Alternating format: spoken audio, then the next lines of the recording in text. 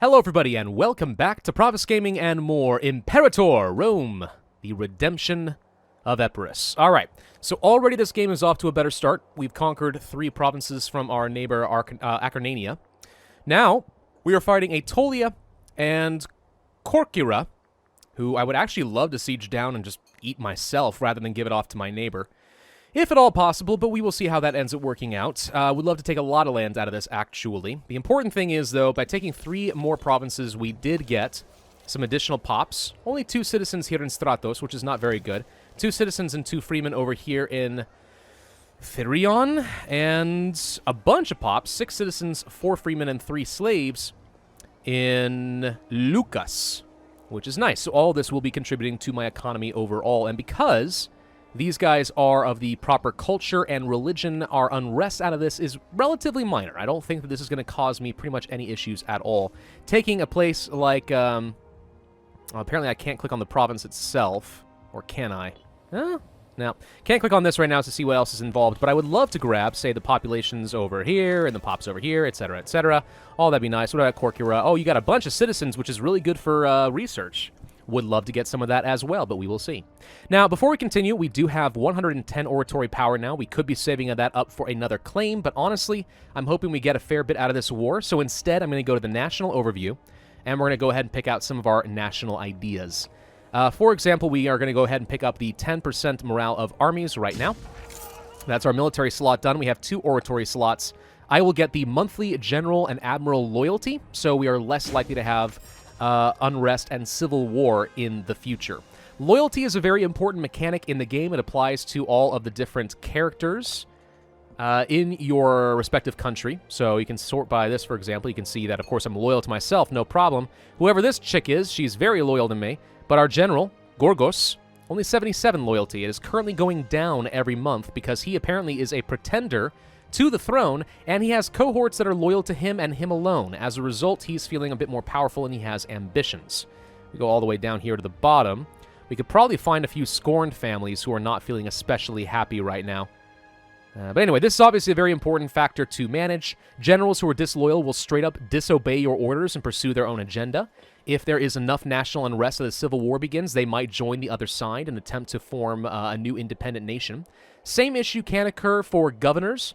Every province can have a governor, so one character gets assigned and applies their various different bonuses there.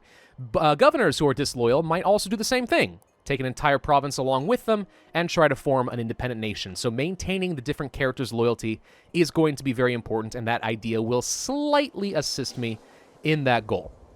All right, let's go ahead and siege this down. Did get that. Did not get any extra slave pops, which is unfortunate. Let's go over to the city of Thermos. We're going to try to kill these guys and siege down their capital. It does not look like they have a fort, so it should be a very easy pickup as long as our ally does not get there first, which would be unfortunate. We're coming over here primarily to kill these guys, but also to siege this. This is the war goal.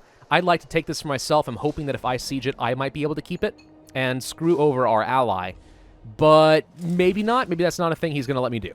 I don't know. We're going to find out for sure. I suspect he's about to get jumped on. Okay, good. So he's going to run away. I want him to die. 1, it makes it easier for me to betray him in the future. But 2, it means he's not going to sit around sieging things that I would like to get. Okay, he's trying to run over here to us. I do not want people stacking on me, so I hope that's not what he's doing. And I don't think it is. I don't know who's going to get control of the siege. It may very well end up being that we do not get a lot of lands out of this war, and that will be unfortunate, but such is the way of things. Let's see if we can jump on any of these small stacks. Of course, he is going to reinforce, but we have enough cohorts on our side that we should be more or less okay.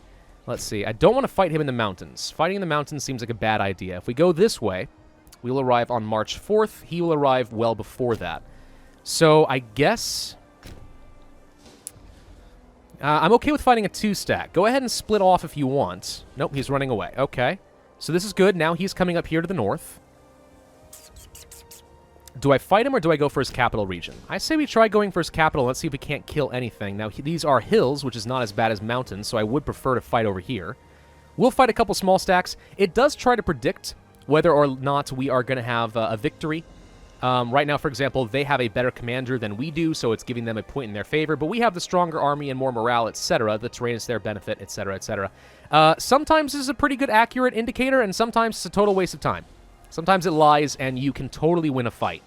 but I do tend to use this wherever possible, just as a quick little indicator to know what's going on. So this one cohort is absolutely going to die. We are fighting a battle over here in Thermos as well. There goes 1,000 troops. We lost nothing, and we captured one of their commanders, which is pretty cool. Let's pop over here. He's trying to build a fortress, which I do not want, because that's going to make it that much harder for me to conquer later. Okay, my question is, who is going to get the siege of Thermos? We'll find out. Unmarried ruler. Okay, so our heir, or our king, Pyrrhus, has come of age, and now he can get married. We will marry him to somebody who is preferably loyal. I don't know what kind of traits we could use. Well, actually, we haven't really looked at much of this. So let's see. Fertility from lustful. Suspicious, more rivals. Cautious. And greedy. Okay. I don't know if any of these traits have a chance of passing on to children. So forgiving, for example. Assertive. That seems pretty good. She doesn't have a lot of really good stats across the board. What's this? Arrogant, very prominent. Righteous? Vengeful. Righteous vengeance. That seems like a really good, combination right there. I'm going to choose this lady right here with a really good martial skill. I have no idea if it really makes any difference who your spouse is and what they contribute. I don't think it's like CK2 in that way. But even so. By the way, I love the animation effects of the units fighting. It looks really good. Well, except for right now. That's kind of a bad example. But they, like, actually do have really good animations where they're actually making contact with each other. It's not just, like, flailing wildly. Like, that's pretty cool. He's trying to jump on his shield, but his shield is too big because it's a Greek hoplite. I don't know. I like it. I think it looks good. I think it looks really good. All right. So how many troops do we need here for a siege? Probably not that many. We're going to go ahead and detach the siege. And then some of these guys are going to go ahead and back up. If we can find an attack of opportunity using our allies to kill them, that would be great. In the meantime, I think they're going to come back and unsiege some of my land. So who gets the siege? It looks like it's going to be me. He is backing off and probably going to go siege something else. Maybe not? Nope, looks like I just get the siege in general. All right, well, good. As long as I get the siege progress, if we win this fort, I think it will automatically flip everything else to that zone of control, and we'll be able to take this army and go and fight up here if needed. Now, it looks like Abria, who I think is a vassal state, yes, of our ally, Talentia, is currently engaged in a fight. Of course, they do not have as many cohorts, but light infantry do not take as much morale damage as the archers, so there's actually a chance that he might shatter these guys and then fight one light infantry. Possibly, but not with reinforcements coming in. I just don't see that working out for him at all. We might be able to assist. If these guys jump in, I think I'd be happy to do so as well. Well, maybe. No, wait, we are actually stuck in a zone of control, so there's not a thing we can do. He is going to jump on this fight on his own, and hopefully he is okay. Are these guys tribal? Whoop, nope. Stay there. Stay there. Stay there. Okay, you. You are a settled tribe. Yeah, they have a very different government style, less ideas, but they have the advantage of having war chiefs that are responsible for their own army retinue and supplying the manpower. So theoretically, a tribe can produce a lot of cheap units on the field, which is interesting. We're going to go ahead and pull our triremes out here, by the way, and go ahead for a blockade. Let's see if we can't speed this up a little bit more. Okay. How are we doing over here? Minus 35% chance. Currently, that is going to become a minus 21% chance because of the food shortage. Yeah, all seems to be well here. These guys are very low morale. I'd love to jump on them and kill them, but I don't think we're going to need to. So I don't think we can assist in this fight. You're kind of on your own. I hope you do well, but I don't think you're going to. Yeah, now it's just a 2-on-2. What a very awkward flank that is. But here comes his reinforcements. Maybe. Now, when reinforcements join, they start off on the sides and gradually work their way back in. So it'll be very interesting to see how that works out and who's engaging whom by the end of this. You can see they're not actually killing very many right now, though. This is a pretty pathetic fight to begin with. But okay. Well, I mean, now it's one-on-one. It's a little silly, but let's see what frickin' happens with it. We're going to go and unsiege our land. I don't need to have a commander over here. I don't feel like that's going to be too difficult. Okay, now here comes all the reinforcements. Like I said, just 2 more cohorts joining in. And they will be able to shatter this guy very quickly with the flanking if he does not join in 3 days. So now here he comes. Boop, ba-doop, and they have to get all the way back down here. Now no one's fighting each other because no one's in range. So this is just a total stalemate for a moment. Now they're starting to kill each other again, but it's 4-on-3. So we'll see. We actually could possibly jump in and attempt to assist them. I don't think they're going to need it. And frankly, I am A-okay with them getting weak. I really don't care. Starving pops in Stratos, in part because it is sieged down, so it's not producing enough food, which means we have negative population growth down there at the moment. That will change once it gets re-sieged, and once the war is over in general, probably. All right, so they did win that fight, which is very good. Corcura, I don't know where you're going. You might have to retreat all the way to your allies' land, and if we can win this fight quickly enough, we'll jump on you and stack wipe you. Combat works basically exactly the same as it does in EU4, with a couple of notable exceptions. So you may have noticed there is not a second row of troops like there would be for the cannons in EU4. In Europa Universalis Rome, which is actually the precursor game to this, if you didn't know, Imperator War Rome is a sequel. In EU Rome, it did have a second row for archers, I believe. That has been done away with, and it's a little bit confusing as to what mechanics remain. I've heard something about having a front line, which is intended to be more of a skirmisher, and then a second line comes in once their morale breaks, and that's what you want your heavy infantry for. But as you just saw, it was one big row. So I have no idea really how true that is. Now, we can go for another invention. A lot of cool things we can do here. Perhaps some commerce income, of which we're not making a whole lot. Just general better technology speed. That seems pretty nice. Military tech investment would speed things up a little bit as well. Tribesman output. We don't have a lot of tribesmen, so that doesn't seem too important. Improve relations and so on. Morale recovery. Omen power. I'm going to go for the 5% tech speed across the board. And what you see here is the modifiers have increased for everything. The modifiers are tied in part to the proficiency of whoever is responsible for your research.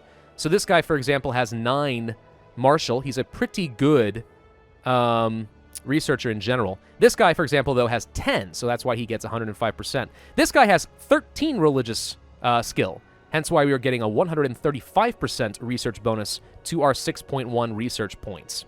We could improve the research efficiency by having more citizens in our nation, and we will probably do that in just a moment. But for now, I think I would rather spend more of my oratory power getting our final idea over here. Actually, we need 51 to be able to do that, so I do have to wait until the end of the next month, never mind. We'll come back to it, but the reason I want to get that is because that will unlock all these different benefits from having the proper ideas. Namely, we will have a reduction in tyranny, our citizens will be happier, and we will get an extra 1 of every resource per month, which is, needless to say, pretty darn good. I would have loved to have these guys come over here and siege it down. I'm a little concerned that the second the siege is finished, he's going to run over here and siege it down, and I'm not going to get this land. Is it really a big deal if that's the case? Probably not, but we'll see. I don't know if our ally will be able to force Corcura to go to them once this Wargle has been taken, even though I occupy the siege. Absolutely no idea if that's going to be the case or not. We're going to find out. Let's see. Still starving pops in Torone, which is where? Ah, right over here. Okay. So we do have negative population growth, apparently of tribesmen, which is not a pop I would have wanted anyway. What is the issue here? Not as obvious to me what's driving this. Let's see. So right now, because it was looted, we have a 0.5% reduction in population growth. Obviously, looting is very, very bad. Now, if you don't know the way that population growth works, I believe... So let's actually go to our capital and take a quick look over here. So right down here, for example, we're getting another slave pop right now. It's random what population will be growing, but right now you can see that it is a slave. It is going up by 0.42 per month, so it's currently at 9%. So when they say that it's a 0.42%, it's not like it has a 0.42% chance every year of growing a pop or something. That's just how much monthly progress you can expect. It doesn't sound like much, and it's not. But hence why you can imagine a religious omen that gives you an extra, say, 0.26 population growth is pretty substantial because it gives you like an extra 50% population growth. Right, that kind of thing can be useful. The roving Maenads. There has been sightings of what some call Maenads in Helicranon. Others say they are nothing more than bandits and madmen. We should be careful about attacking these men and women, as we could make ourselves unpopular among the god and his other followers. Among the god. However, leaving them to continue their ravaging through our countryside will not be popular amongst our people. The soldiers will put an end to this, spend power. A shrine to Dionysus will ease their suffering. Spend money. We would get the blessing of wine, which gives me better omens. We also get religious power, but we do get some local unrest. Or they'll probably move on soon and lose the stability. That seems terrible. So the question then is, do I want better omens and more religious power? Kinda yeah, because that could eventually lead to another stability. I'm willing to accept the local unrest, if possible. Now, unrest is important, if you can see right down here. Part of it is due to our war exhaustion. As we lose troops and do sieges, this will be going up. Part of it is due to governor corruption. Tolerance policy is making things easier, and so on. As you have more unrest, you do tend to trigger disloyalty in your region. So right now, we actually have, I think, negative loyalty in this particular province, but it's not very substantial yet. As little cities lose loyalty, and enough of your populations live in disloyal cities, there is a significantly higher chance of a civil war beginning. So, for example, in my multiplayer stream, once I had to be switching over to Getia, up over here, after I died in Epirus, I ended up having 4 civil wars. 4 of them, because it was very difficult for me to maintain loyalty. I kept having terrible war exhaustion as I get called into all the other players' wars. I had a lot of problems at home due to disloyal generals and disloyal governors and so on. A lot of bad things kept happening again and again and again. And 4 civil wars just made things really, really difficult for me. All right, we got the Siege of Thermos, but he appears to be jumping over to Napaktos. So it looks like he is going to get the siege. We'll see what ends up coming of that. In the meantime, let's continue working on that war goal. But we did get this fort down, which is certainly nice. This is a very good location, I think, for a fort, if I can use it against Macedon in the future, our obvious large neighbor here. There is terrain benefits to having forts. If you are relieving a fort that is under siege, so another army is already parked on it, sieging it down, and you send troops to join and fight, you count as a defender, which means you get the terrain benefit. So, for example, in the mountains, that's a -2 roll for the enemy who is sieging down your fort. Very, very significant, I think. So I definitely like to have forts in mountains and other defensible terrain, if at all possible. All right, so yeah, he's getting the siege, and he killed one of the pops. How incredibly rude of you.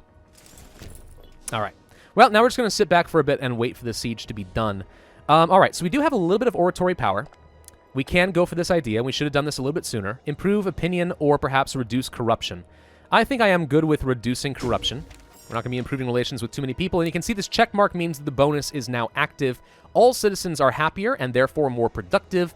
And we are getting more monarch points, or mana, however you like to call it, across the board, which is only going to be good for me at this point. Power, of course, is very, very important. Now, I do find in Imperator Rome that there are circumstances where different types of power will stockpile more than you might like. There's not always a lot of good uses for said power. Religious, for example. Religious power is pretty much used for 3 purposes. Sacrificing to the gods to get a stability, getting an omen, or converting a pop who is of the wrong religion to your religion, which is great. But that's pretty much it. And if you've already done all of that, then it just stockpiles, and there's not a lot of really good uses for that. Hey, I have a daughter. Sweet. Hi, how you doing? As opposed to, let's say, civic power, when I was playing as a tribe with absolutely abysmal technology, I got all my inventions very quickly, and there weren't a ton of pops for me to move around to colonize, so I found that I had a very massive stockpile of civic power and not really a lot of ideas as far as what to do with it, which was unfortunate. What is this little symbol right here? Oh, loot. I guess looting is still a thing. That's kind of cool. Water shortage, but you can't go above a 42% chance over here, so we're still waiting for the war goal to be done. It looks like I still do have control of the siege, and I do intend to keep that. Let's see if I can't screw my ally over in some way. I might even betray him and just attack him straight up. I mean, I don't know yet. So one other thing you can do with oratory power is you can promote various different pops. So for example, I'm going to go to my capital and look at these free men over here. So if we click on that symbol, you can see different things you can do with them. This tells you what their culture is, what their religion is, and how happy they are. If they were of the wrong culture, we could spend oratory power to assimilate them, or if they were the wrong religion, we could spend religious power to convert them. We can also spend civic power to move them to any province, or sorry, any city in the province, Or if they're already on the border of a province, we can move them to the next province over. Those are things that we can do using civic power. The other thing we can do, if they are freemen or slaves or tribesmen, is we can promote them to a higher class. And right now I have a bad research ratio. Actually, it says that I have an okay research ratio now. Well, that's interesting. I'm up to 71.8% research efficiency. Fascinating.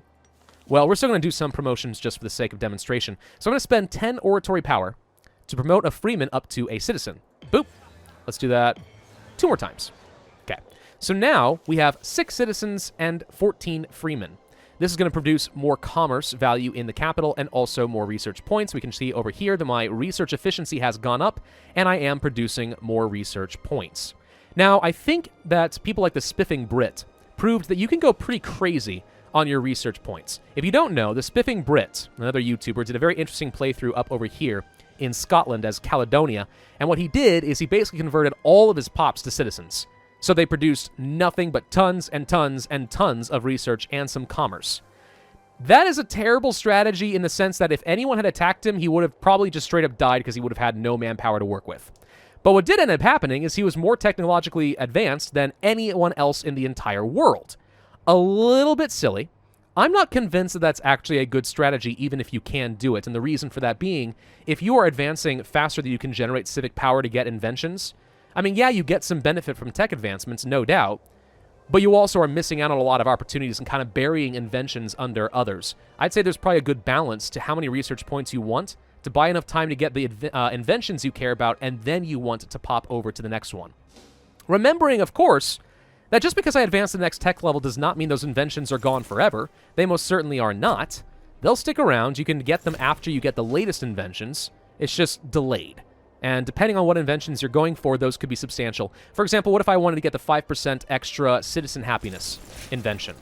And that's very important to me. But as a result, I end up advancing to the next tech level, and it gets buried, and I have to wait a lot longer before I can get it. That would obviously suck. The Olympic Games! As a Hellenistic city-state or nation in Greece, we can participate in the Olympic Games once more. The renowned games are due to occur in the city of Olympia. The traditions surrounding these games are ancient, reputedly dating back to the days of the mighty Heracles himself, or Hercules as some people know him, and they are an occasion in which all of Greece rejoices. It is our custom to send the proudest, most able young son of Epirus to compete on our behalf. We believe we have found 2 ideal candidates, a nimble-footed sprinter by the name of Kekrites, and a surprisingly old man who calls himself Nikomachos. Which of these fine athletes shall we send? So one of these guys can be sent, and if he wins, he will probably gain some level of prominence. I'm looking at this and saying they have a surprising amount of prominence already. They might become more popular with the people as well. We're going to send the young guy. We don't ever really want to sit out. I don't see much point in that. And we'll see what he actually ends up getting from that. However, the guy that we did just send was actually our martial researcher, which was a bad choice. I did not think of that. I'm going to accept having no researcher for a little bit, because what's going to happen is if I put someone else in charge, and then when the other guy comes back, fire him in favor of the new one, he's going to become upset and disloyal. I don't think the Olympic Games take very long, but I should have looked at that more carefully. That was a mistake. All right, there goes the siege. Now, my question is, can I sue for peace? No. Cannot abandon your allies until 36 months have passed. In this case, we have to wait 1 whole year before I would be able to end this war. Not especially worried about that. Let's see what our ally ends up doing. There's nothing that our enemies can do. Oh, wait. Never mind. I guess that did get solved. Okay, so they ended the war, and they ended up giving me Corcyra as well as Kefalonia, but we did not get the rest of the land in Aetolia. Not quite the war goal I would have gone for, but hey, we got 2 very easy provinces out of that. Now we have to decide what to do with the Corcyran elite. Do we want to gain popularity, or do we want to reduce our aggressive expansion? I think in this case, I'm just going to... I think we'll just gain some popularity. What does popularity do for your character? Popularity goes down over time just by default. Let's see. If we go to the nation overview, can we see here? Okay, so the following effects are: it reduces tyranny. So the more popular you are, the more people are willing to overlook your oppression. And it increases legitimacy. which I have to remember how to find this. I think it's under government. There it is. Okay, legitimacy is right here. And this works very similarly to EU4. The more legitimate you are, typically the better things tend to go. Does it actually show what the benefits are? I'm not sure if we gain any positive benefits for legitimacy, but if it goes into a negative, or let's say we go down to 99%, I think it would tell me what the negative benefits are. Never mind, there it is right there. Okay, I'm misreading that. 100% legitimacy means maximum loyalty goes up by 50. If we are very illegitimate, it's impossible for people to be very loyal to me.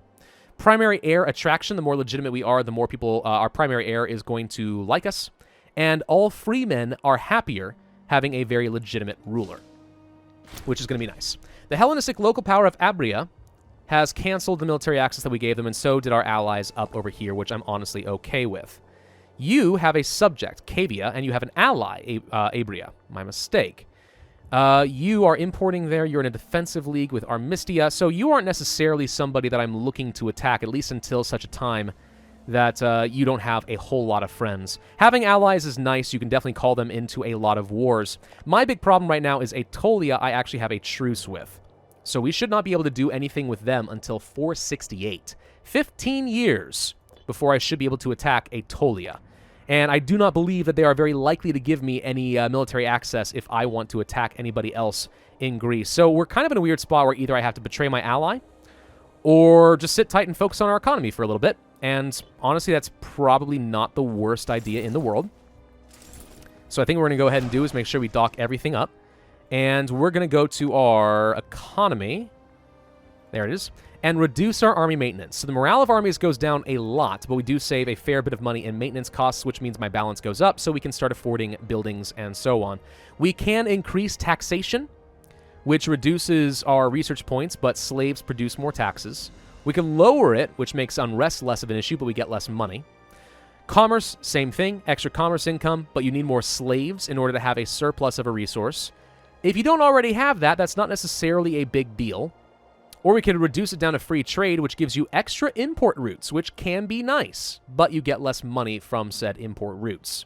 Fleet maintenance, same sort of thing over here, and I'm going to go ahead and save myself a little bit of money. Forts, you can reduce their maintenance. There is no way to mothball forts as far as I am aware, individually. You can only affect all forts and their maintenance. Right now, we don't have any forts. We only have our capital, which isn't even a proper fort. So there's no way for us to do that. The last thing that you should be able to adjust is the wages of your governors and other various members of the government. If you reduce their wages, their loyalty goes down, but you save money. If you increase their wages, their loyalty goes up, but it costs a lot more money. The last thing you can do with money is actually convert it directly into various forms of power. It usually ends up being a bit expensive, probably more than it is worth, but it is something that you could do if you feel so inclined. Now, one thing I would like to do in my capital is probably build a marketplace so we can get extra taxation and commerce from citizens and slaves, and I'll eventually be promoting a lot of the freemen in my capital probably to citizens. I do want to look over at a couple of these provinces, like let's say these two over here, and possibly build more training camps, although it looks like we already have several training camps, shockingly enough. 5 of them, in fact. Well, if that's the case, then maybe we want to take some surplus population and move them where we can actually get the most possible benefit. I do think that the specialization of cities is going to end up being very important. Deorsia would like to import olives, and as a result, because we export it, we would get extra happiness from slaves, and we would get some money. If you have a lot of surplus goods to sell off, that is a very, very strong way of making money. I've had games where I have made like 3 times more from commerce than from taxes. Obviously, you can get extra trade goods simply by conquering and having more stuff. For example, we conquered another province with olives, 2 of them, in fact. So we have plenty of surpluses. If we go to the capital here, we have 2 more we can sell off. That's pretty nice. But of course, every surplus does also increase local slave happiness by 2%. So that's not a bad thing at all right now. That said, though, we would like to sell it in order to get more money. The other way that you can get an extra surplus of goods is stacking up enough slaves in a particular region to start overproducing. So, for example, if we went over here to wine, maybe that's a bad example. Can we see? Let's take a look at my capital. 1 produced. I wonder if there's a way to see. Let's see. Ah, there we go. Every 15 slave population will provide an additional 1 olive. So if we wanted to stack up a whole bunch of slaves in the capital, eventually we could get extra olives to sell off. We are 8 slave pops away from being able to do that. So that is certainly one way of doing things. If you have a particularly valuable trade good, let's say, I don't know, horses, a strategic good that you want to be able to sell off to another player in, let's say, a multiplayer game, stacking up a bunch of slaves there could give you an extra horse to sell off, which gives your alliance a stronger advantage. There's a lot of different things you could do there. I'm going to go ahead and put up a marketplace here. So that will get me the extra taxation and commerce income in my capital from the slaves and from the citizens. Eventually, it will translate into a little bit of extra money, which is always going to be nice for me. How are we looking in terms of technology? Well, the guy still hasn't come back from the Olympic Games. It has been a while. Hopefully, he comes back soon, because right now I am making basically no martial advances whatsoever, which is probably not good. Ah, Tarentum would like to also get some olives. Very good, and now I'm making even more money. See how well this works? And for some reason, I've noticed the AIs tend to be very, very generous with their gifting. We could enter into a defensive alliance with Patrai, who is also in a defensive alliance with Azania, down over here. Not sure that I want that. I probably will kill you, so I'm going to say no to this. But at the same time, I can't easily get to you unless I'm able to get military access from these guys who really, really don't like me at the moment. And I cannot, of course, declare a war on them because, 1, I don't have a casus belli, but 2, I'd be breaking a truce. Also, he is allied to 2 people, and he's in a defensive league. So Aetolia has suddenly become a little bit on the strong side, and it's not going to be very easy for me to declare war on anybody. Elis, on the other hand, we could attack. They are in a defensive league with a bunch of people, and Messenia. We have 2 triremes, and each trireme can transport 1 cohort. So we could start landing some troops over here in Elis if we desire to.